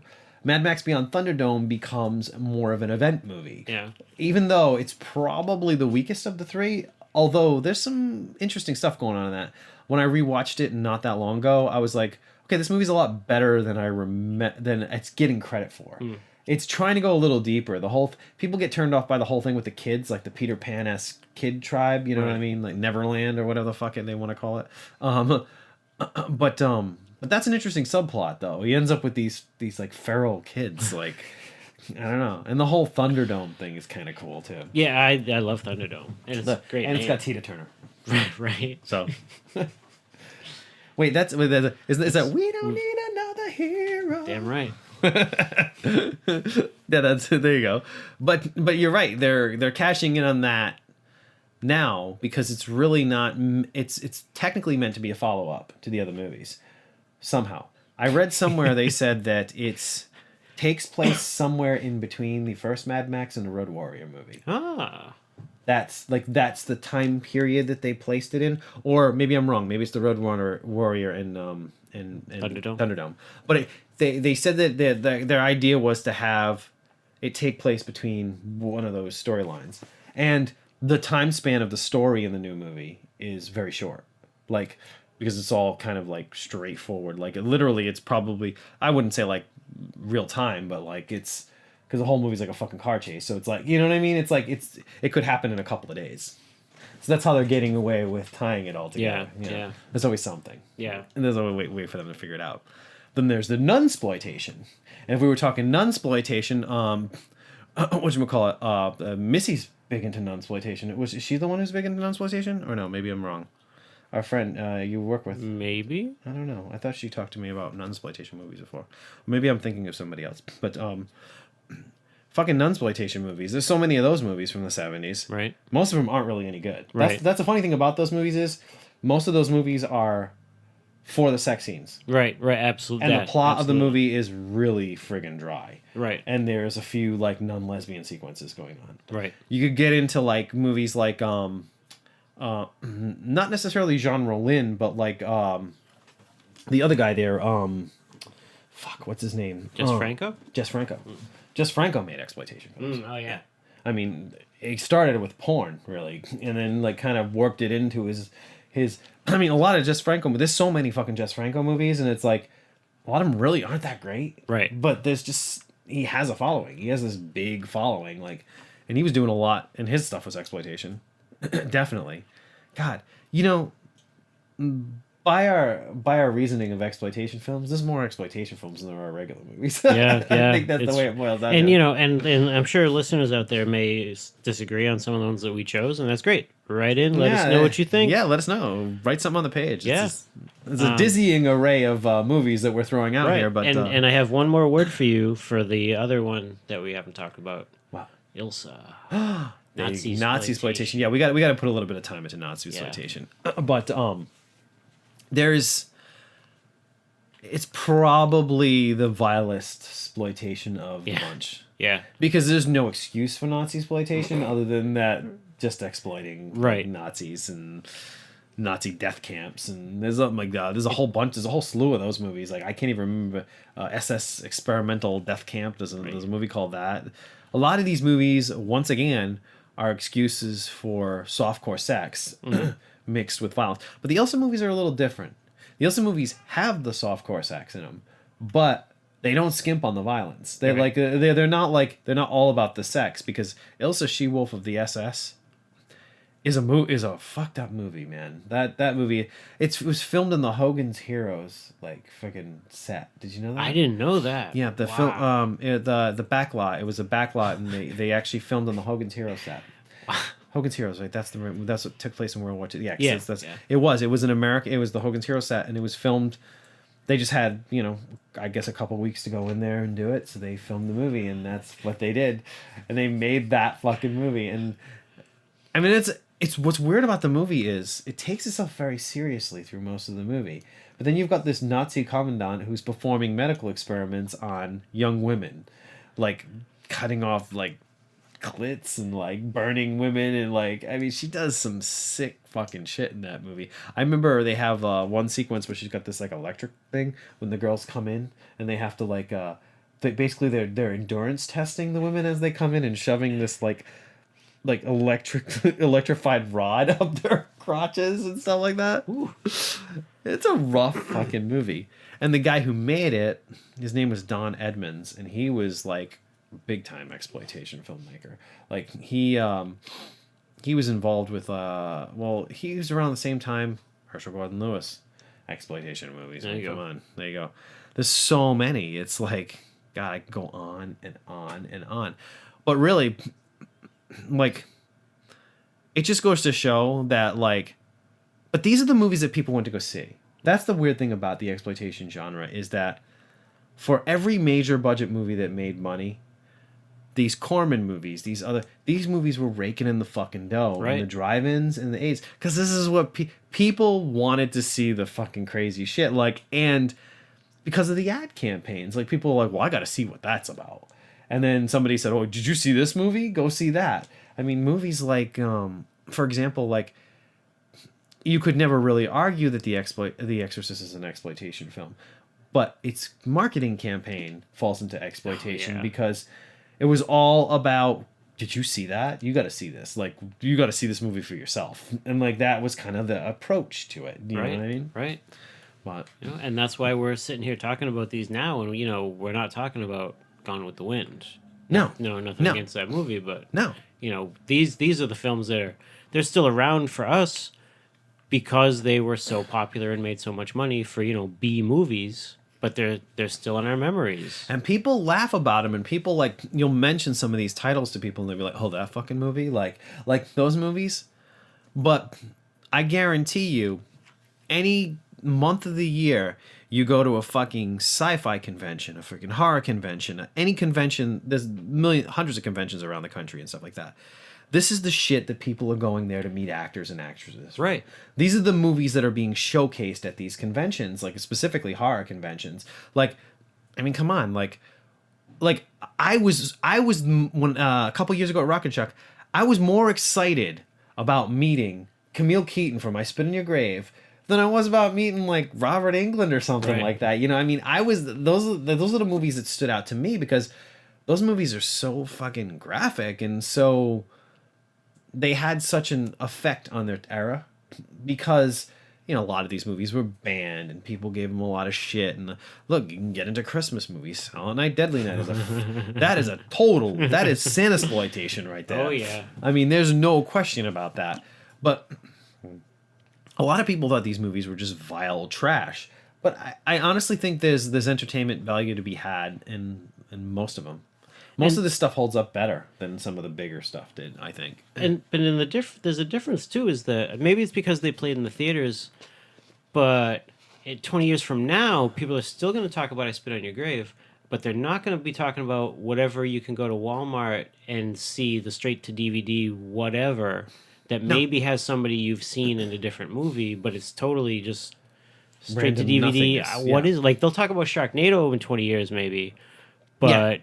All those other sci-fi movies, no. Yeah, like the Shark versus Megatron or whatever the fuck they're doing now. Like Mega Shark versus Mega Squid. Like, you know what I mean? Nobody gives a shit about like the Sharknado movies will probably be remembered because those were their higher profile movies. But Asylum is the company responsible for that, and they do a lot of stuff for sci-fi. They are like kings of exploitation. Right. At this point, they're doing what Corman did. They're doing what fucking Cannon did. They're doing. But we remember Corman stuff. We're not going to remember the Asylum stuff. No, you're not actually. Aside from like you said, like the stuff that got the most attention, which really is just like the Sharknado series. Yeah. That's really the only thing that they've ever done that anyone's really paid any attention to. Yeah. They have a zombie TV show now, which I've never watched, but it's called like Z Nation or something. Oh, like that. I've heard about it. Yeah, I haven't Which watched is it. It total gets decent ripoff of reviews, the- though. Yeah, it does. Yeah. Well, what's funny because it's a total ripoff of The Walking Dead. They're just cashing in on The Walking Dead's success. They're exploiting. So they're exploiting The Walking Dead. They're a modern day exploitation company, totally. But okay, Mike, you got anything else for me? All right, I think we've I'm covered. spent. I'm kind of spent. We've covered so much. I think that I know there's more, but it's like this is it. Well, thank you for listening to Roadkill Entertainment's Video Village podcast, and we're back in full swing here, and we'll have some more episodes for you. And like I said, we might not hit every month, but we're gonna try. And you can also go to what is it? I can't see it from here. jburn75.wix.com/Roadkill Entertainment, which is our Roadkill Entertainment website. You can go to www.facebook.com/Roadkill Entertainment. You can find all of our Roadkill stuff that we talk about up there, the music, our movies, which as of right now are still up for free on YouTube. So go check out You Better Watch Out, check out Hometown. I personally don't see any real reason to pull them for being for free at the moment. I mean, if people want to watch them, let them watch them. Yeah, watch them, like them. Let us know what you think. I mean, if you want to buy them, you can buy them through us as well. I mean, which is cool because you can get a Blu-ray copy or a DVD copy or whatever. So yeah, so that's it. I hope you enjoyed our podcast, and I don't think there's anything left to say. So all right, talk to you next time. Take care.